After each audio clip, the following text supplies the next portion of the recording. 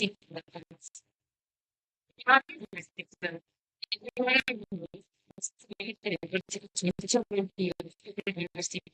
the FIFA DMC will have jurisdiction over matters with an international dimension. Independence and independent responses of the military business as such is not dispensed to the international dimension of this matter. And most general rules with an exception to Article 2 is found the stress that relates to family disputes to a national dispute resolution chamber and the convenience body, the jurisdiction could be liberty and be excused. Probably excused.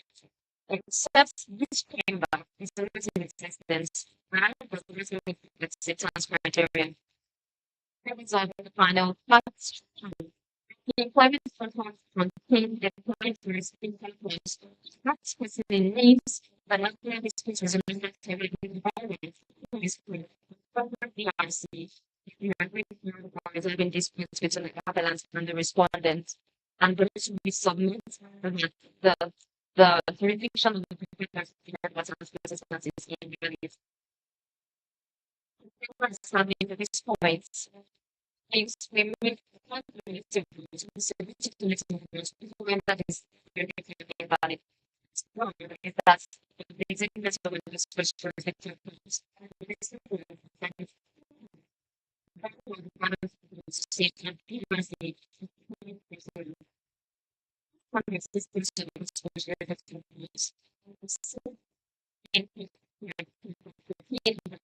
memorial. One day, inviting to implement disputes with decided by an NDC.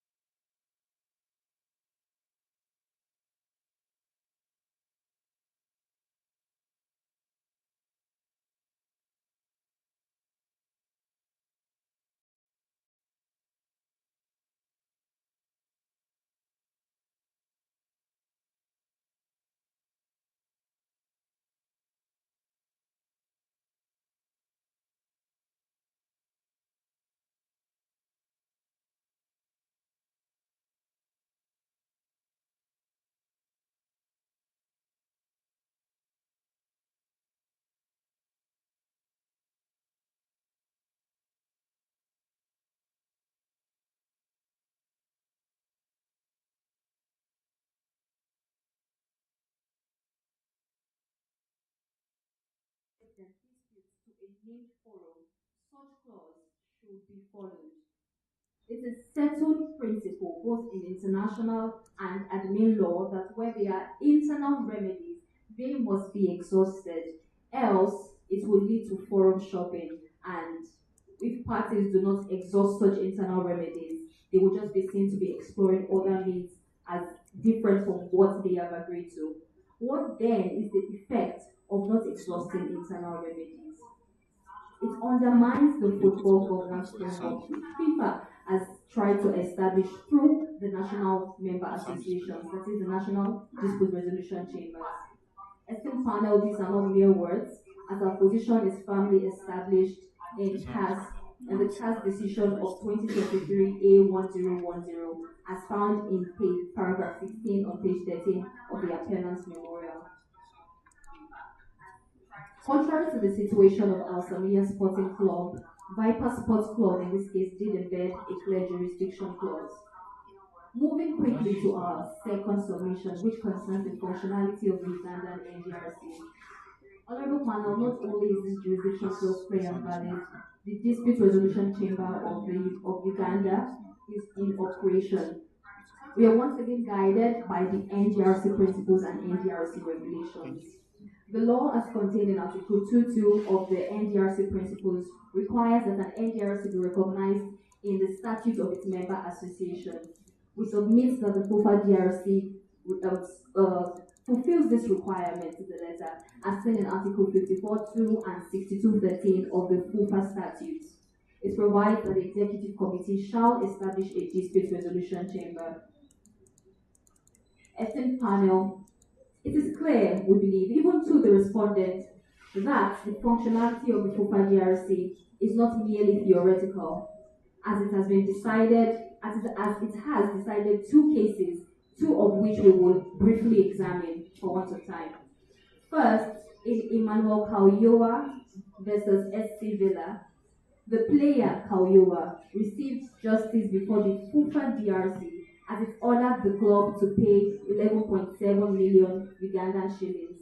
And also in Express Uganda and Disangaliwango, the FUFA DRC also presided and ordered the player to pay 25 million Ugandan shillings to the club for breach of a pre-contract agreement. Honorable panel, the FUFA DRC is not only recognized in the contract, it is a fully functional body.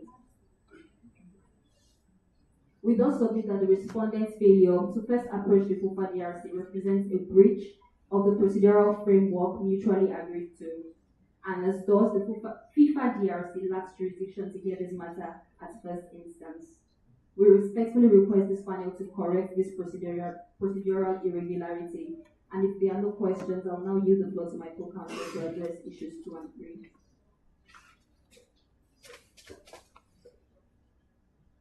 Good afternoon, esteemed members of the panel. As earlier introduced by my co-counsel, my name is Oluwatoyin Salami, and I'll be addressing issues 2 and 3. Beginning with issue 2, which borders on whether the unilateral termination of the employment contract by the respondent was with just cause.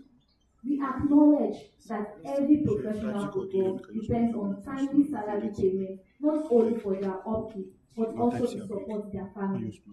We recognize and do not disregard this concern, which is why the appellant ensures salaries are generally paid on time. The only exception occurred with the April and May salaries, not out of bad faith, but to recover overpayment.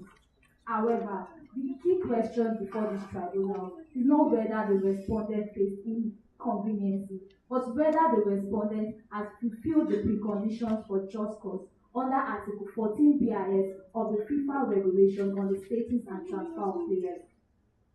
Esteemed panel, Article 14 BIS of the FIFA RFCB is explicit. A player may unilaterally terminate his contract with just cause only where the club unlawfully fails to pay at least 2 monthly salaries on their due date, and the player has put the club in default and granted a 15-day grace period. Esteemed panel, a careful reading of Article 14 BIS shows that the non-payment must be unlawful. In this present case, the appellant submits that the withholding of the salaries was not unlawful and that the procedural requirements for termination were not met. For 2 reasons. First, that the respondent has been overpaid. Second, that the club lawfully exercised its right to settle. On the point of overpayment, the facts are crystal clear. According to paragraph 1 of the Moot Fact, the respondent was entitled to a monthly salary of $4,000 for 2024-2025 season running from July 2024 to June 2025. However, as stated in paragraph 2 of the Moot Fact, due to an internal accounting error, the respondent received $6,000 from October 2024 to March 2025. Thus, instead of receiving $24,000 for those 6 months, he received $36,000, resulting in an overpayment of $12,000. Esteemed panel, we acknowledge that the internal accounting error was no fault of the respondent. However, under the principle of money had and received, which is a legal claim to recover money unjustly held, and which has also been in which the principle has also been confirmed under Article 63 of the Swiss Code of Obligation, which stipulates that an employee cannot retain money far above what the contract provides, as doing so will lead to unjust enrichment. Hence, the club had the legal and financial duty to recover the excess amount and restore contractual balance. This leads to my second point, the exercise of the right of set-off. Setup is a legal principle under which a debtor can reduce or extinguish a debt owed to a creditor by applying any money the creditor owes to the debtor. We acknowledge that the FIFA RSTP does not explicitly regulate setup. However, the Swiss law, which is applicable by virtue of Article 49, Paragraph 1 of the FIFA statute, does. Under Article 120, Paragraph 1 of the Swiss Code of Obligation, for a setup to take place, three conditions must be satisfied. First is the reciprocity of claims. Each party must owe the other a debt. Second is the similarities of performances. Both obligations must be similar. And third is the counterclaim must be due and payable. Esteemed panel, we submit that all these conditions were fulfilled in this case. And the conditions stated under Article 120, Paragraph 1 of the Swiss Code of Obligation has also been applied in the case of FC Shakhtar and Diaz Junior, citation duly provided in paragraph 44, page 17 of the appellant's memorial. Applying all these requirements to this present case, first on the reciprocity, the respondent holds the club $12,000 as based on overpayment, while the club owes the player $8,000 for April and May salaries. On the second point of similarities, both obligations are monetary. And on the last point of due and payable, the overpayment is due and also the salaries are also due. This clearly shows that the principle of setup is applicable to this present case. However, we acknowledge that there are certain conditions that must be fulfilled in order for the club to be able to exercise its right to set up, which is clearly stated in Article 124, Paragraph 1 of the Swiss Code of Obligation, which stipulates that the debtor must notify the creditor of its intention to settle. However, in the landmark case of S.K. Slovan and Mohammed,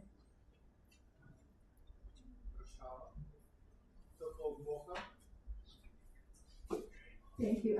In the landmark case of S.K. Slovan, and seeing as our time is almost over.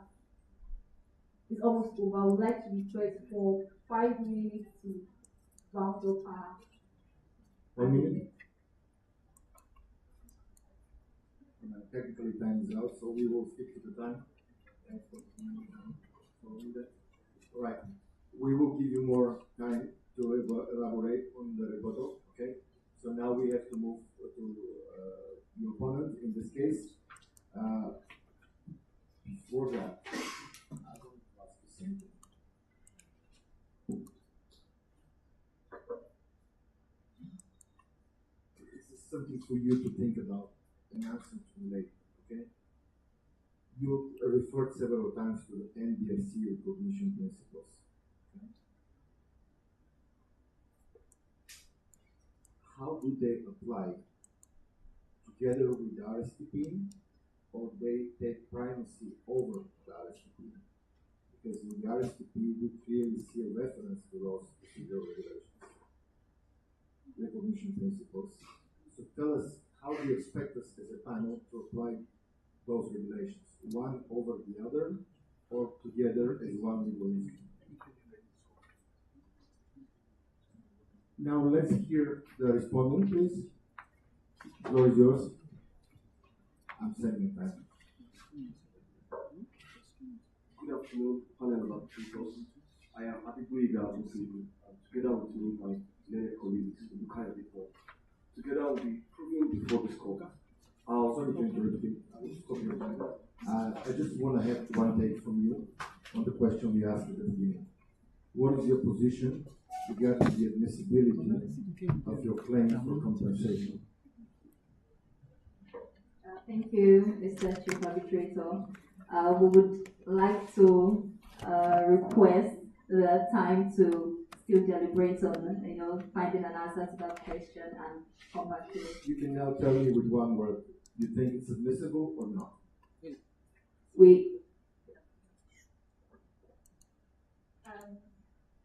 Mr. Arbitrator, the main reason why we ask for compensation is because we we base it or we recognize the global power of this sector. But is it admissible? No, it's procedural issues, not material one. So should we look into that claim or we are precluded to look into that? I think we can look into it. Okay. Yes, we can. Now you start from the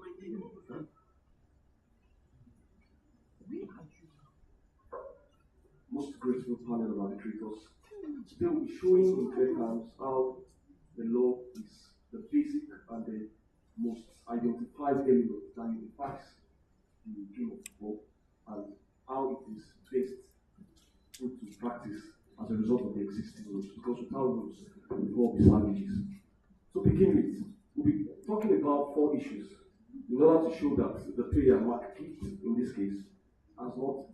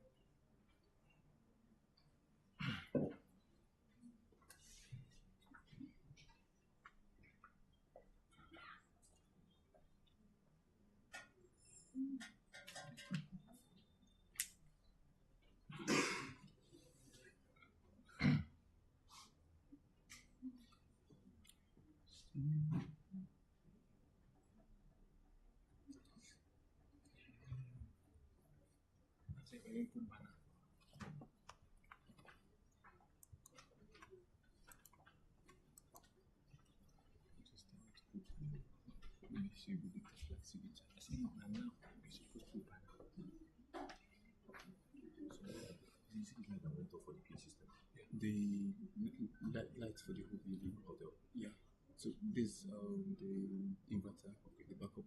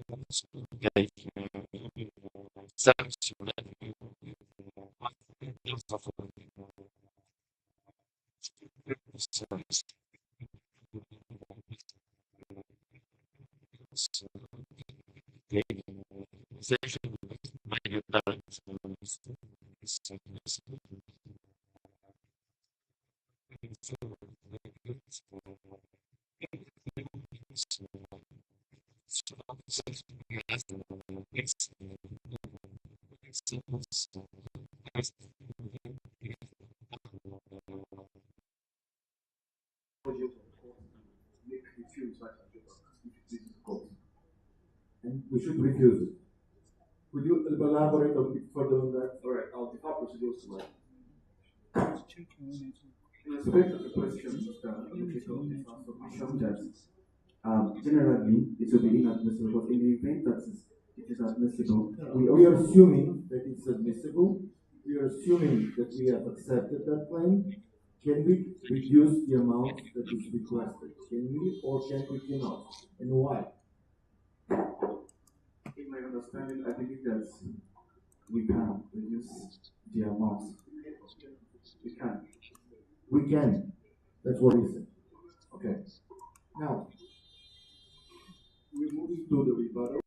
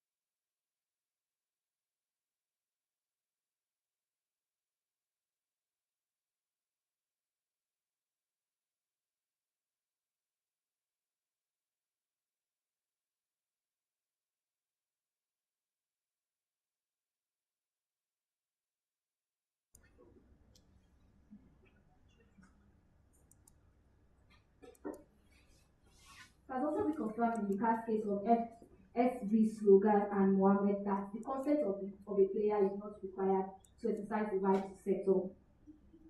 On the issue of, I would like to draw the attention of this panel that the respondent used the word alleged overpayment. The overpayment is crystal clear that there is indeed an overpayment based on the facts of this case, and it is clear, it is not alleged. And on the issue of a procedural requirement under Article 14, that if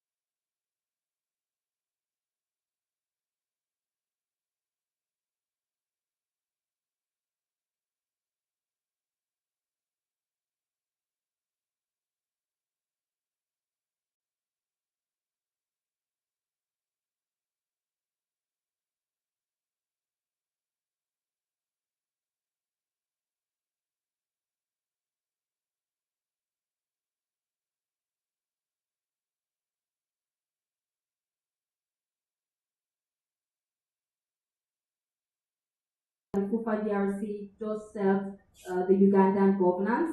And to put into perspective, these 10 countries that whose NDRCs have been recognized have only two out of the top 5 European leagues which have an NDRC. And so this shows that it's an evolving space and reliance on the recognition principles, which we still believe the FUFA DRC, just meets, would be to sacrifice substance.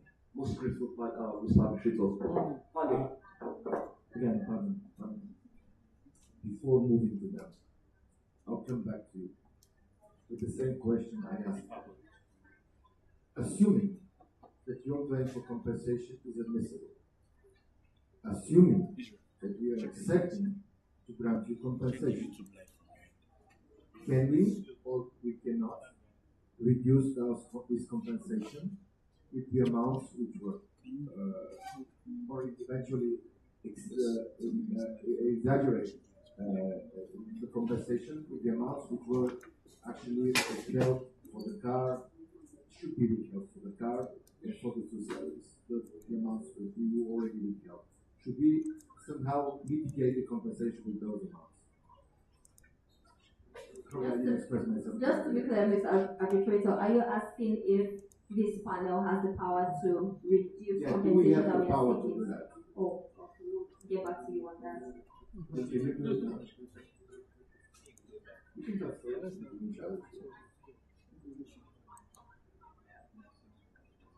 How should we approach this issue? There is 8,000 for the car that was never deducted. And there is an amount certainly overpaid, doesn't matter why.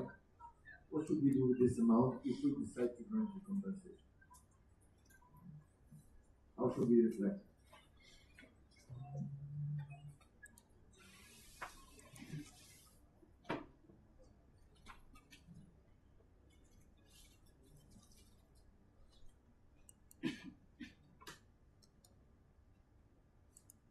What should we do with this amount? Where should we put it?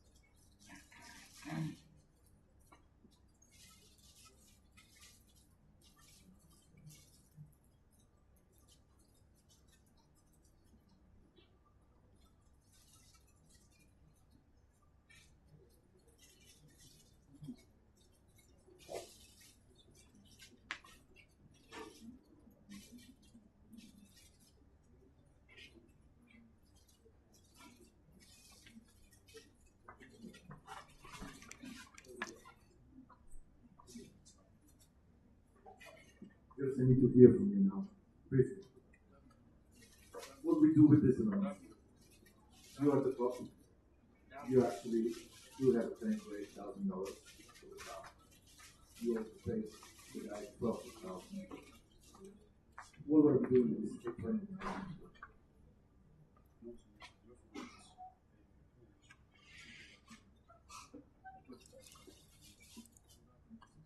Thank you so much, Mr. Arbitrator.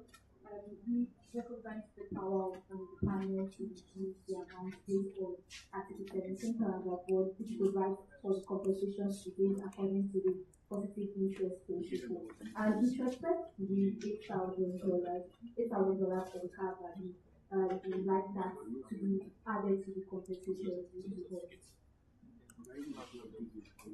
Do you have a specific request for relief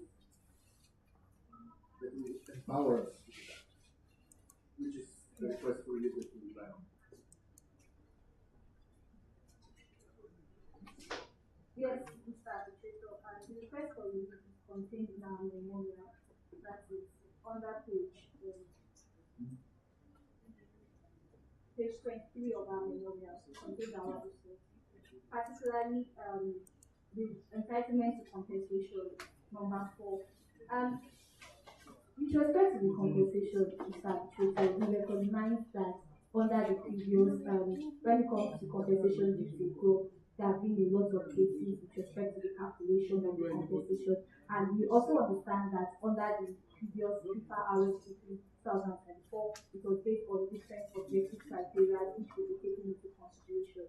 But currently, based on the FIFA RSP 2025, the calculation of compensation is based on the positive interest principle. And this is why our calculation for compensation, we are not demanding for the residual value of the contract, because we understand that based on the case of FC Shakhtar and Matusalem, the residual value of the contract is seen as safe expenses for the club. And basically, when the respondent terminated the contract, we've lost an important player, and hence we will have to go through that. We're not able to get our transfer fees. There will be replacement costs and all other things, and that's why we actually took into consideration the transfer fee for Uganda Premier League, top transfer fee for Uganda Premier League, which is 400,000 euros, which is the equivalent of 1 million,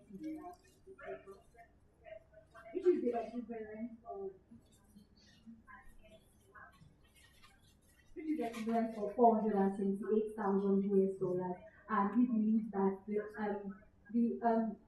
we believe that replacing the player will actually take at least half of this payment, which is $214,000.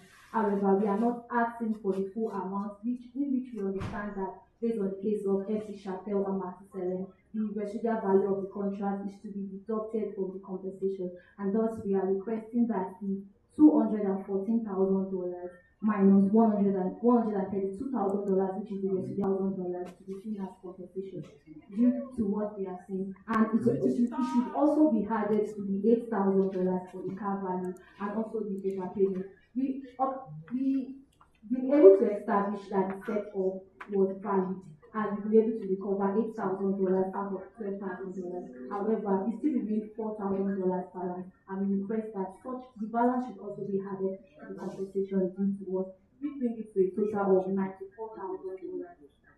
That's what you claim. In which request for relief you have requested this amount from the bank? That is based on our prayer on that the fourth request for the entitlement. Please look at your request for relief at on page 23. So the amount was not particularly stated, and we apologize for that. But we under paragraph 76, which contains our prayer, specifically states that the appellant is entitled to compensation for the unlawful termination. What is your position about this same question? Can the panel rule on a claim for compensation which is not quantified in the request for relief? First, I want to hear from you.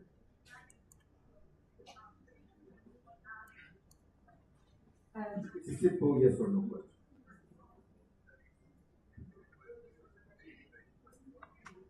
You have a request for relief where you're asking us to rule for you and award compensation for you, but you have not quantified your claim.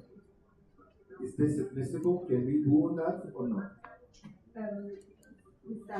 Arbitrator, yes or no? a tricky question, and we. No, it's a very simple one. Yes or no? We first of all we apologize on our behalf for that administrative. I want a yes or no. Yes, we believe that. We can. What is your position on this question? Okay. What's question? Whether it will be played after? We have a request for compensation which says that the appellant is entitled to compensation for the unlawful termination, but it's not quantified. There is no number. Can we rule on that or not? Basically, I believe it should not be possible because every of the pleadings, you believe that it should not be possible. It should not be possible because every of the prayers being asked should be stipulated in the pleadings before the court. Okay, that's enough. Thank you. Are you ready for your rebuttal? Yes. All right, I'm setting 6 minutes. Most grateful panel of arbitrators. I'll be addressing two issues. The issue of jurisdiction of the FIFA DRC and the issue of settlement. The concept of the jurisdiction is very simple and express. With all due humility, I'd like to step in from the position of the appellant, saying that this is a matter of development and not fact. But the truth is, FIFA is a unified body. There is an alternative for every development.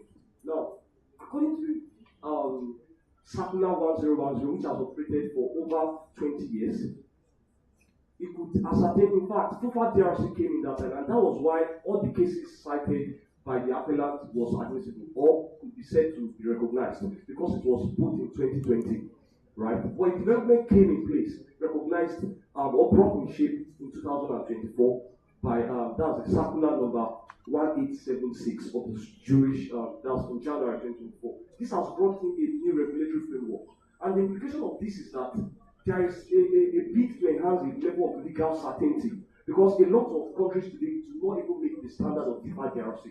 So why allow players to suffer a level of, or the possibility of impartiality? Because the concept of justice is that it must not just be done, it must be manifestedly and be undoubtedly seen to be done. So in order to correct this possibility, if you are able to ascertain a formal recognition of any NDRC in any member association's country, then let every football cases go to FIFA DRC, and in light of this, they will get the adequate judgment that is deserved.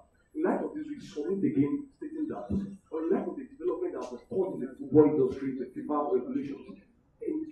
FAT DRC, that's the NDRC in Uganda, is not recognized under the FIFA DRC, under the FIFA law. Now, the issue of set-off, the position of set-off is simple.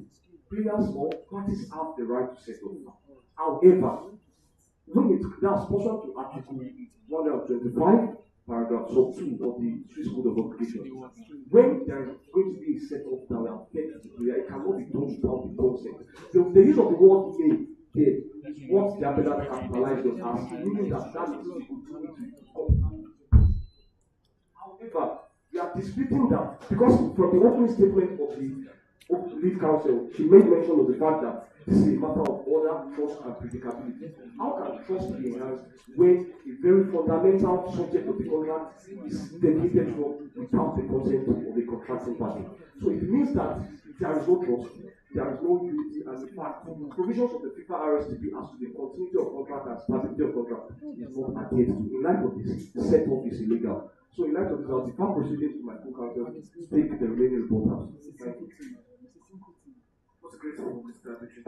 And in respect of whether the 15 days grace line has been met with, it's our submission that the rationale behind the law is whether the club has been given a realistic chance in order to make rectifications for what has already been presented before them. And it is the position of the law that, in fact, a 10-day grace line is even enough where a party actually intends to make rectification. And this is scaffolded in the case of Akisabe Deyi versus Martin Renato, CAS 2018A, 6029, particularly paragraph 110 to 111. Therefore, it's our submission that whether or not the player left the country before terminating the contract is immaterial to the context of this case, as the actual termination occurred subsequent to the 15 days, and if a club intends to make rectification for what has already been presented to the club, it can be done in good faith before the 15 days period is complete. It is our submission, and we pray this honorable court holds the same. Finally, panel of arbitrators, in the question of the validity of the NDRC, we refer the court to the Article 3 of the NDRC recognition principles. That's the recognition process. It stipulates the entirety of what constitutes the formality or what actually grants the recognition of the National Dispute Resolution Chamber, as opposed to a theoretical or a formally recognized NDRC. This is our submission, panel of administrators. You still have a minute and a half, but then you might use it for questions. Or you want to use it for yourself? I'll use it for myself. Use it. Most grateful panel. The entirety of our argument, what we are showing is that what if good faith was meant to be the subject of this agreement, then the slightest responsibility from the appellant is to enhance or to implement their right by respecting the other party. That is, if indeed there was an internal error that brought about an appeal, the least thing to do is to reach out to the player and enhance the way to amicably settle the situation, not withholding too much salary. By withholding too much salary, there is a grave violation of relevant provisions of FIFA RSTP. For example, FIFA RSTP Article 12b, paragraph 1, 12b, paragraph 1, stating that there must be a compliance with financial obligations by the club. Now, corroborated in Article 323 of 1 of the Swiss Code of Obligation, it says that payment of salary must be made at the end of every month. So it is immaterial that there was an overpayment that could have amounted to the amount of salary paid. So it should be sorted, and in fact, the salary should be paid every month, not paying overdue and trying to set it off with a salary that is meant to be paid monthly without the consent of the player. So this is a solution that good faith is not from the perspective of the appellant, and they did not respect the provisions of the RSTP and other relevant laws in this contract. I will pray this court will do the same. Thank you. Right on time. This was really intense submissions. Let's hear some applauses, guys. They really, our contestants were really at the top level. As you can see, we were pushing them with questions during their pleadings, which, guys, you should expect from class panels with real hearings. They will not let you just speak what you have prepared to say. They will interrupt you. They will push you to the limit. They will push you to the wall. And one thing is very important: you should hear very carefully what they are asking you, because those are questions which are relevant for the decision. So this means that the panel is considering a matter if they are asking about your position regarding that matter. Now we haven't finished yet. Now it's the toughest part, where my co-arbitrators and I, including you, will be asking you some questions. So you will be selecting now, okay? All of you. So first, I give the floor to Eddie. You will start. Okay. Well done to you. Well done to both the appellate and the respondent who both finished the job. But I have a question for the appellant. So I know you referred us to your document here, page 12.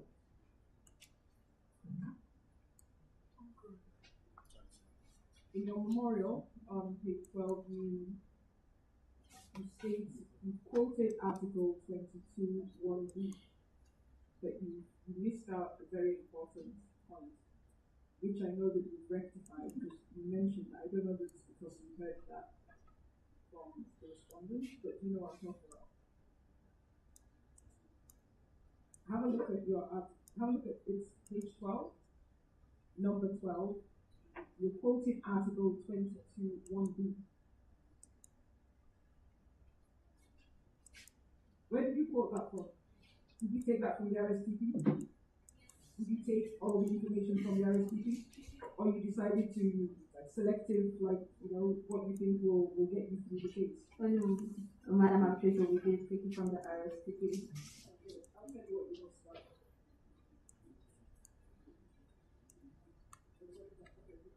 Okay, so it's stated here that they must be officially recognized by FIFA in accordance with the National Dispute.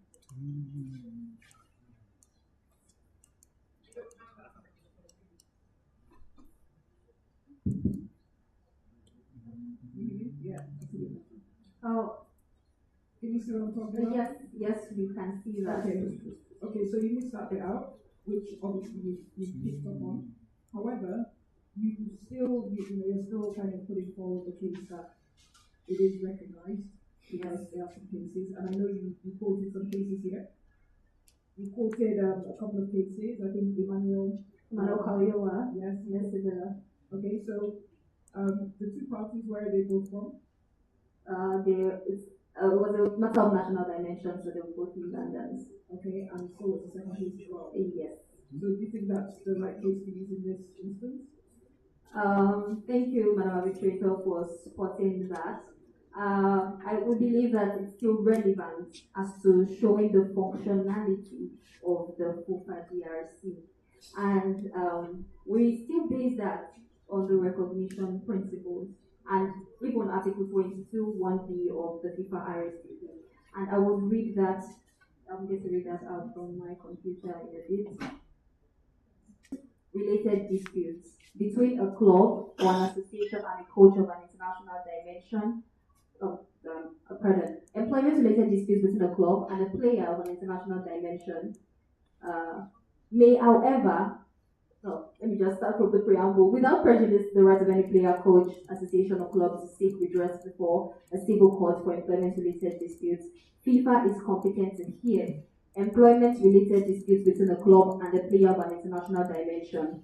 The aforementioned parties may, however, explicitly up in writing for such disputes to be decided by a national dispute resolution chamber or a national dispute resolution body operating under an equivalent name that has been officially recognized by FIFA. Keep going, you stopped. Oh.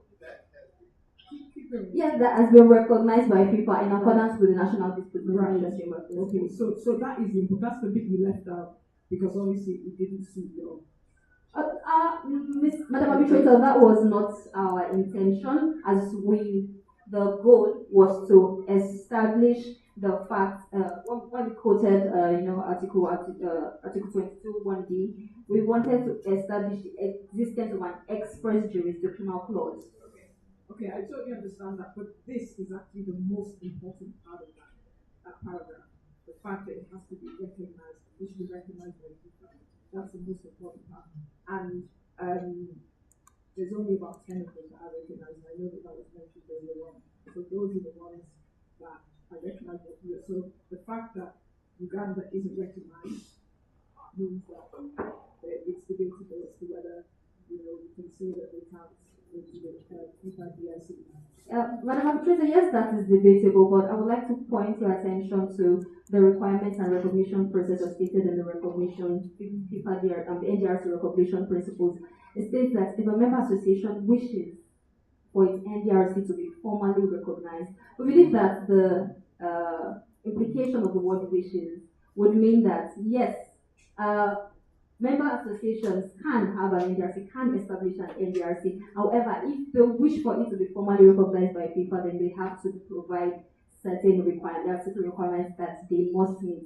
And as we already try to establish, the FIFA DRC is functional in Uganda. And yes, the cases we cited had to do with matters of national dimension. However, Article 21B has stated that an NDRC can also hear disputes that have to do with an international dimension. That's just pointing us to the fact that yes, it is functional.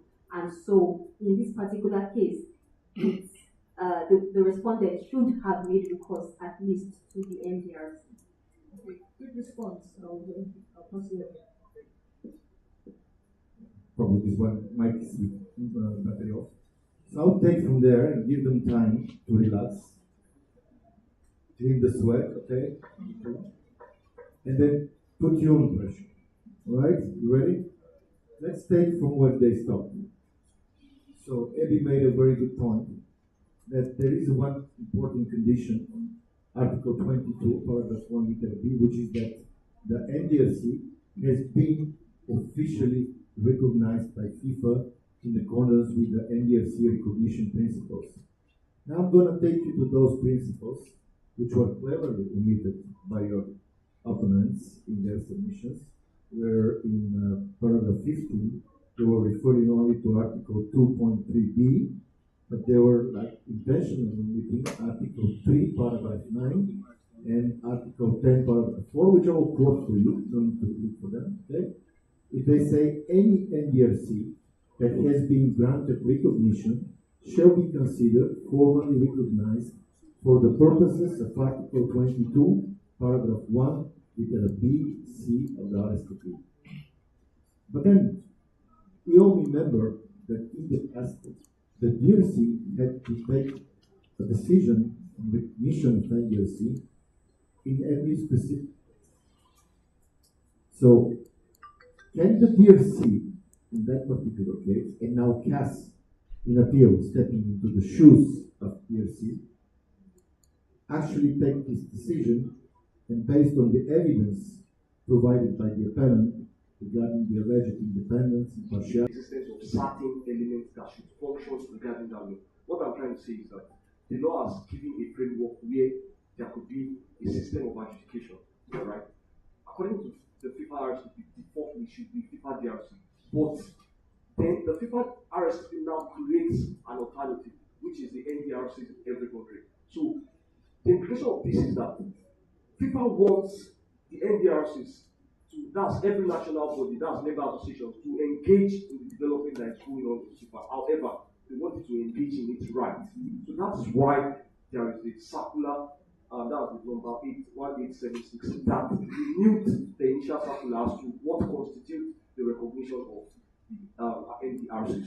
Now, by implication, we brought about the new recognition processes and all of that. So, when a case has been adjudicated in the FIFA DRC, right, and there is a contention of whether it should have gone to an NDRC or not. Number one, the burden is on the appellant to show that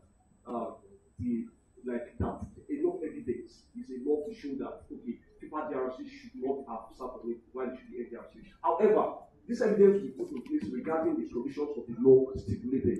And now the provisions of the law stipulated still guides CAS in the proceeding, which will be the circular cited and the national NDRC's recognition processes principles. And every of these still stipulates that there has to be a formal recognition. And in fact, that same Article 3, paragraph 9 states that in view of the provision of Article 22, 1b of the FIFA RSP, talking about the recognition, that is, the recognition of the NDRC, it has to work in line with this formality. That is, if it is not formally recognized under these processes, it cannot function under Article 22, 1b of the FIFA RSP. In light of this, the CAS, in dismantling the institution, we still rely on that same provision of the law in case of any contention. Thank you very much.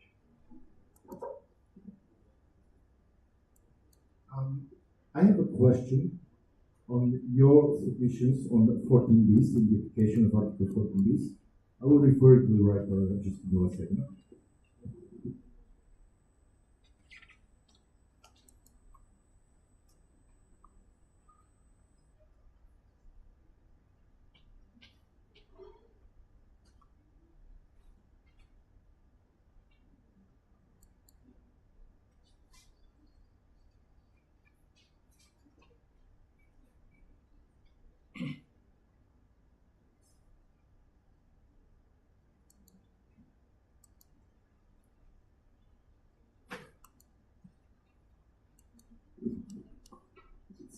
On page 25, paragraph 325 and 326.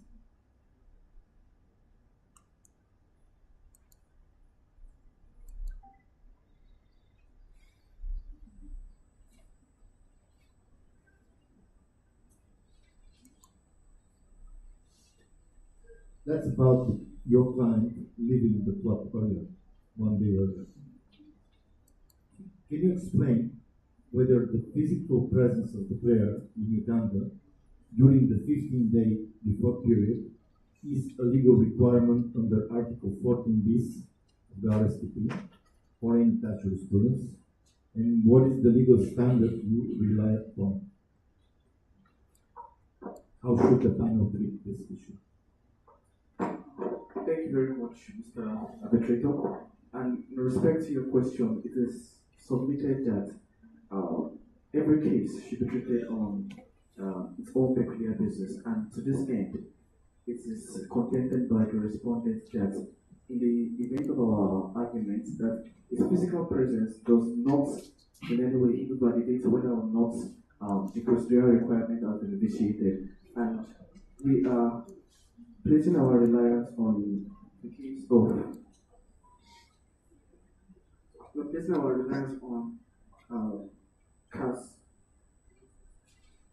You could direct me to the paragraph in your submission if you have quoted. We are placing our reliance that the grace line period can still be complied with if the player, although the player has even left the country, that it can still be complied with because the actual termination of the contract did not occur preceding the 15-day as stipulated by Article 14, but it occurred subsequent to it. Therefore, we submit that whether or not he stayed until the 15-day is not totally material to determine whether he has complied with the stipulations under the provision of the FIFA RSTP. As in fact, when the club intends to, in good faith, make for such rectification, it can be done within 10 days, within 13 days, and the player and the club rather from the 1st to the 14th to the 15th and the 16th.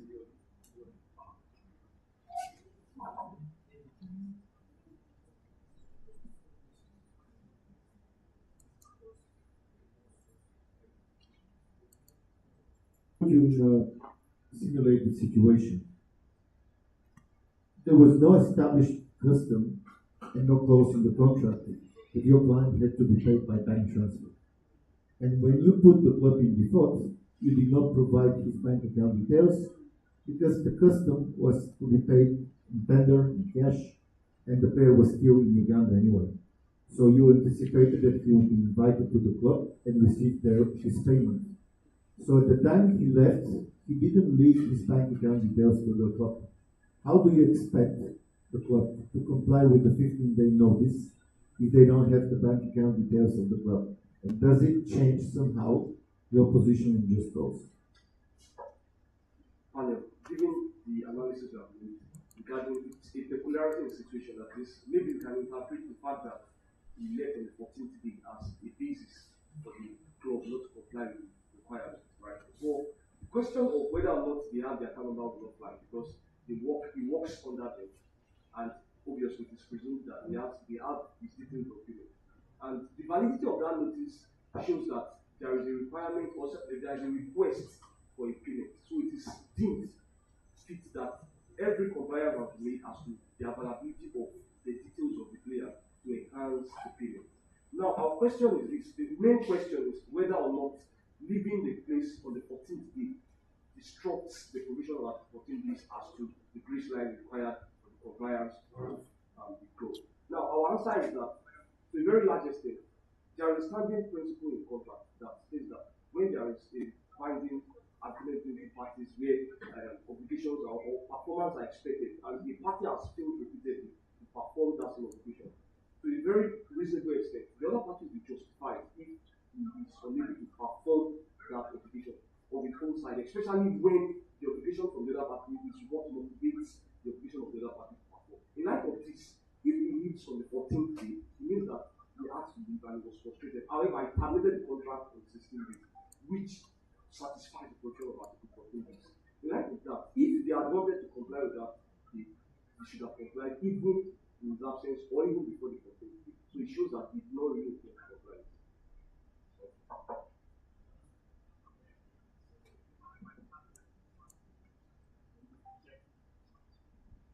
Thank you, President Administrator. Thank you, guys. You've done very well. I'm impressed with your advocacy and your presentation and the way you have handled this. My question is to the appellant. You have made a flowing from the question from the presiding administrator about the issue of departing on the 14th day. Made a heavy meat about it.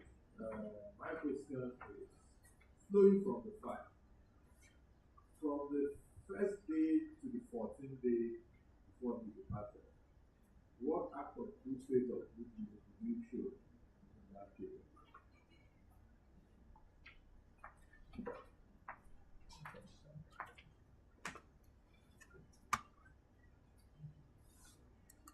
Thank you so much. Thank you so much, Mr. Arbitrator, for that question. Obligation is actually at the heart of every contract. And based on everything that the respondents have said so far, they said, oh, we've done this, we've done that. At least on our part, we try to acknowledge some mistake on the part. But he who comes with equity must come with clean hand.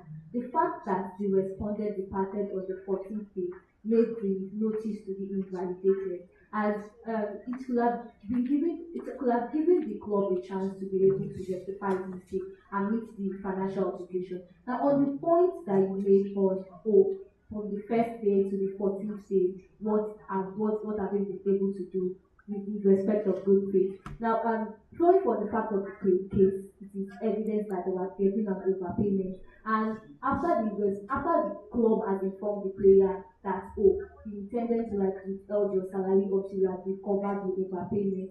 Based on that, we thought that there had been a good relationship that had been established, and we also informed the player to continue to carry out his obligation under the contract. And the last question, which will be probably the most important, will come from Ms. Moot. Thank you, saying invitation and for your congratulations to the successful presentation and of course being able to handle the quick fire questions from the civil and COVID a long time ago. But to that point, and I have questions to go to the last one. So assuming that an overpayment of tax, you've already handled that, but can you assist the panel with the legal line between a permissible set-off and a complete withholding of salary, particularly in the light of Article 125 of the Code of Application? And to the respondent, and you can answer this when the time comes. Stepping back from the doctrine for a moment, what would have been the least contract destabilizing way for either party to handle this accounting error once it was discovered? Yeah, Did you understand the question? Take time. These are your final questions.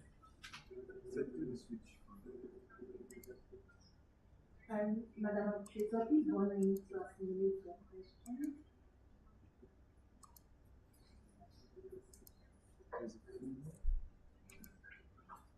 Come, I don't know why they so easy now.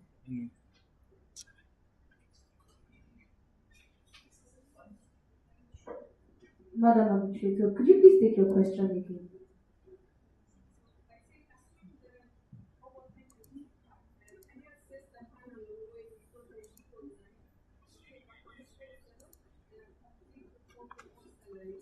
Particularly in light of Article 125(2) of the Swiss Code of Obligation.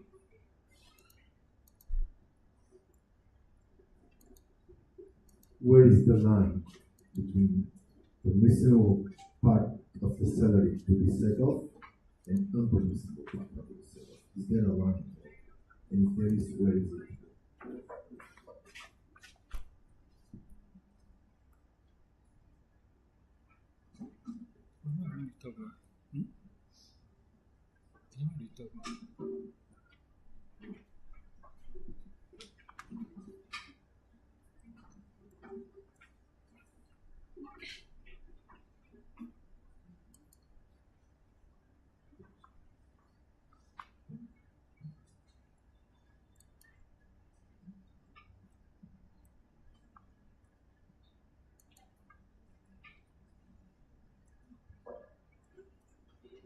Thank you so much, Madam Arbitrator, for that question.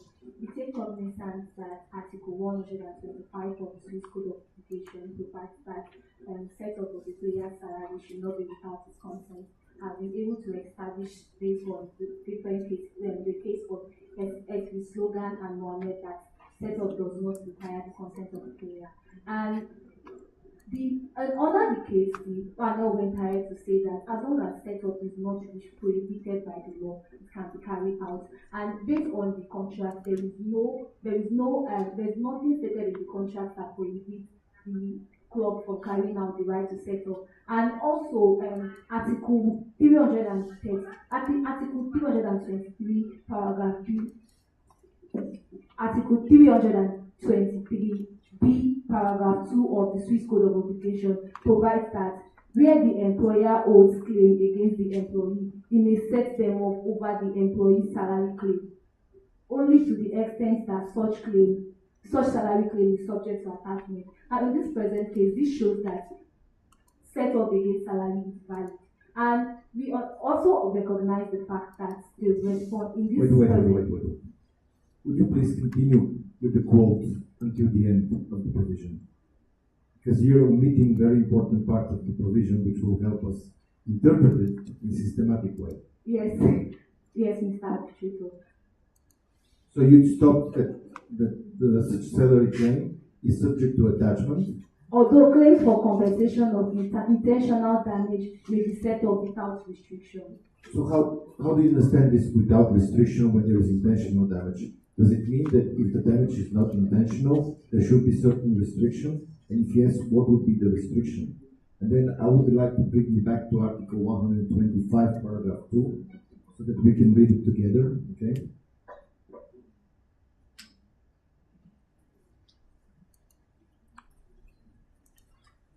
And my understanding is that the principle of effectiveness in interpreting regulations about large federations is equally applicable when you interpret law, and it says that no term, no word should be left redundant or without legal effect.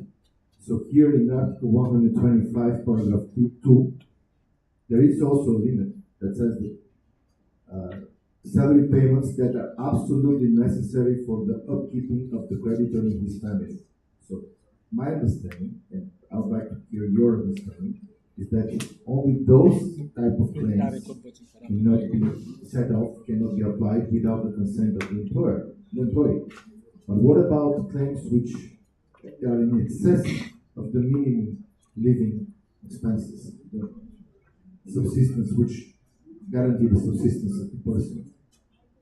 Is there any limit? That was the question, Mr. Moot. Where is this limit, if there is? Thank you so much, Mr. Arbitrator. We duly recognize that Article 125, paragraph 2 provides that set up against salary should not take place because of in order to be able to meet the upkeep of the creditor or the payer in this case. But for every general, we understand that is an exception to it. And in this present case, we need to come into it based on the facts of the case that we have. The overpayment is attached to salary, and the fact that the overpayment is attached to the salary in this case, and the reason why the club exercised the right to settle was because the club believed that he has already paid the payer his salary upfront already, and it was just a means to cover the excess amount that has been paid to him. So I think that the line should be drawn in where a club wants to recover excess amounts that have been paid in order to prevent of just enrichment on the part of the other party. But again, you referred us to 323 and in the end it says that set off without any restriction, which you were looking to apply in this case, can be applied only in case of intentional damage. Can you point to the intentional damage caused by the player so that you can apply the setup without any restriction? What is the act of the player? Is it his departure, or is it his prior silence that he was getting more money from you without telling you, knowing that it's probably a mistake? Is there an intentional damage on the side of the player that would allow you to set up without restriction? What is your position? Yeah.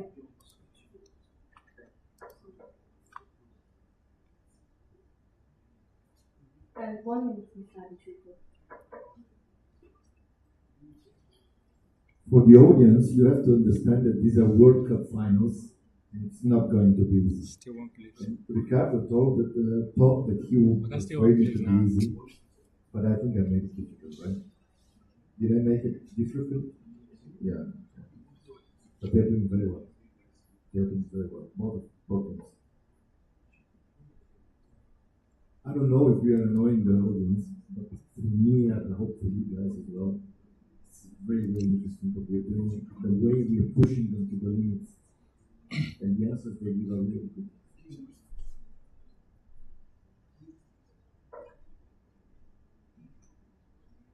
Thank you, Mr. Arbitrator. Now, based on the terms of the contract that both parties entered into, the player is well aware that he's entitled to $4,000 for 2024 to 2025 season.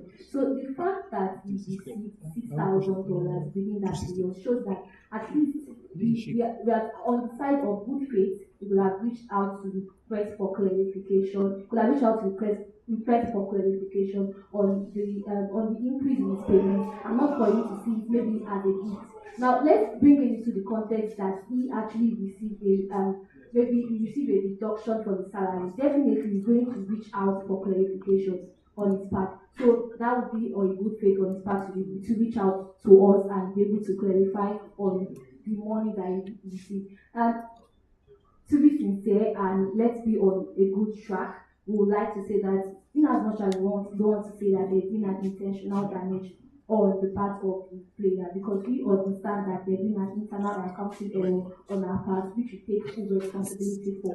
But however, still based on the principle of the law of restitution, we have the obligation to recover the excess amount which the player has already incurred. And furthermore, Mr. Arbitrator, we recognize that the purpose of not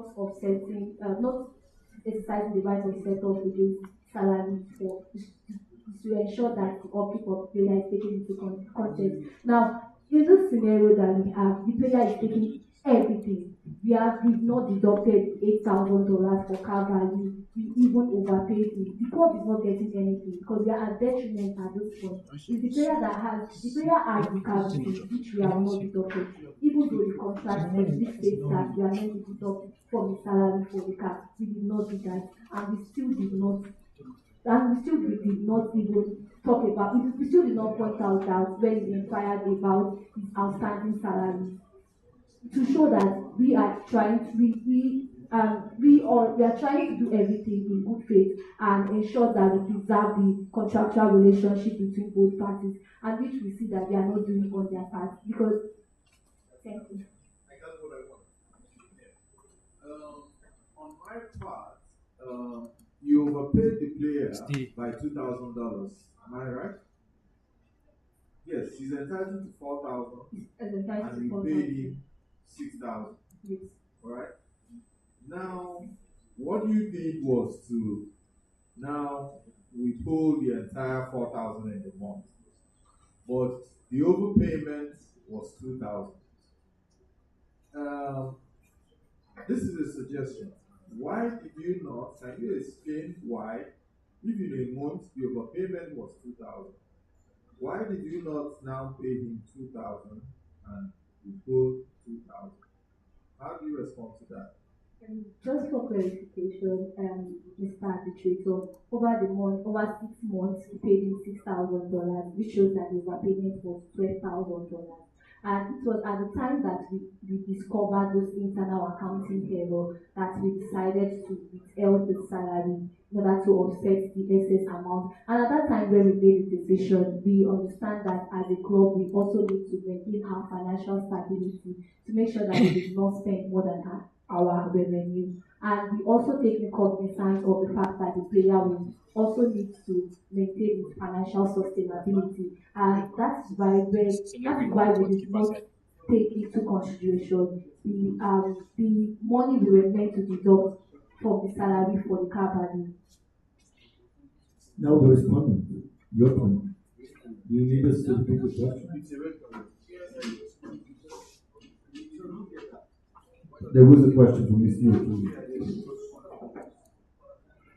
Thank you very much for your question, and in response to your question as to whether the way we were settled everything just stabilizing the entire contract, it is acknowledged that in any human relationship there can be issues, but what determines what becomes subsequent of it is how we react to the issues. So in reacting to issues, it is very much important if we are to preserve the contractual stability. It is very much important on both parties to ensure that we rectify it such that it doesn't escalate beyond how it can be continued. But certain things remain to be fundamental, pursuant to the provision of Article 323 of 1 of the Swiss Code as well as Article 12 of FIFA recipe. Certain things remain fundamental, one of which includes the payment of remunerations and even the position of the law.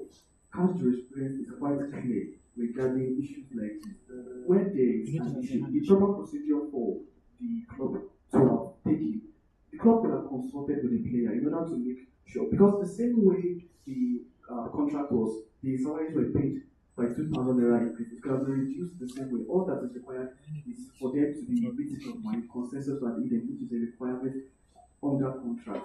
And we cannot invent certain things which were not agreed upon at the point of the contract. It offends the spirit of good faith. And pursuant to CAS in the case of CAS 2016 A 4482, Etolu Israel versus Leopold Roberto as paragraph 108. When there are administrative issues, it does not excuse the club to pay remuneration because remunerations are for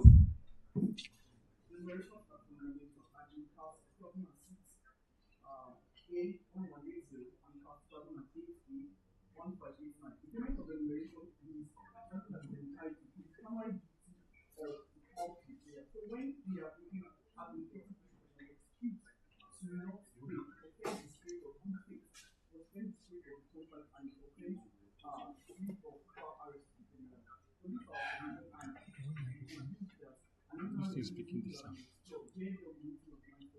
He's speaking this out. Environment sound not for me.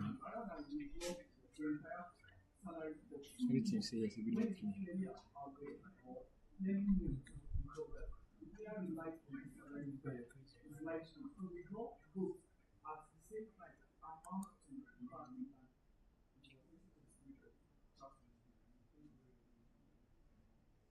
Guys, thank you very much for coming to this finance.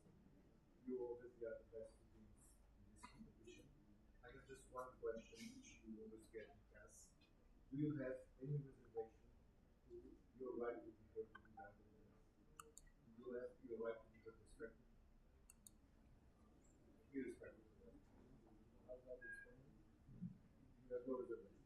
All right. By the way, all cast times are asking if you have any objections.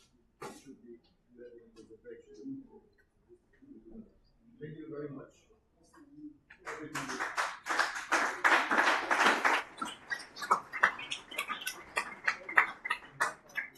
This is exactly what you should expect from casting.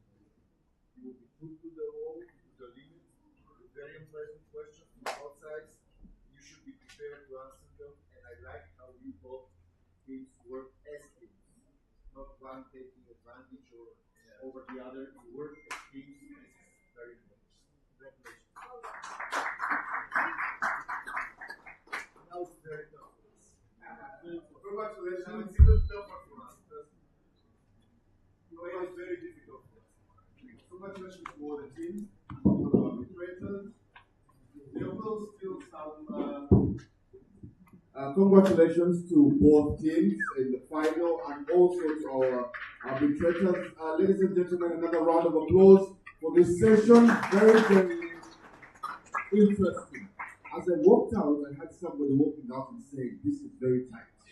This is very tight." And he knows himself. He was the winner last year. And, and indeed it has been such a tight contest, but well done, well done. I'll ask that you'll take leave and do the computations, and also our participants too. Go catch a breather. I believe you need it just immediately. And